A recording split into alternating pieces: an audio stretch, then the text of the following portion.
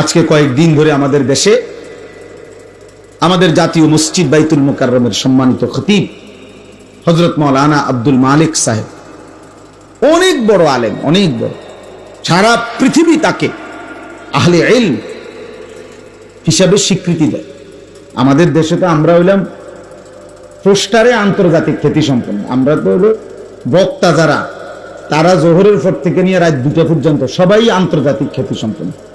এনে নর্মাল কোনো ইয়া নাই, মাইকে হুঁদি তেললেই সকলেই, আমরা হয়তো বাড়িতেও চেনে না, উত্তরের ঘরের মানুষও চেনে না, দক্ষিণের ঘরের মানুষও চেনে না, কিন্তু সারা পৃথিবী আন্তর্জাতিক। এর নিচে বাংলাদেশে কোনো কি নাই, বক্তাই আন্তর্জাতিকের নিচে, বিশিষ্ট ইসলামী চিন্তাবিদের নিচে বাংলাদেশে কোনো পদে নাই। এইটাই শেষ, অল্প স্বল্প চিন্তা করবে এরকম নাই, বিরাট চিন্তা, বিশিষ্ট চিন্তাবিদ সবাই আমি এরকম না। আসলে উনি পোস্টার সর্বস্ব মাওলানা না, বাস্তবিক অর্থে পৃথিবী যাকে চিনে, সারা বিশ্বের, সারা আরব বিশ্বের উলামায়ে কেরাম, তিনি ওই মাফের একজন আলিম দ্বীন।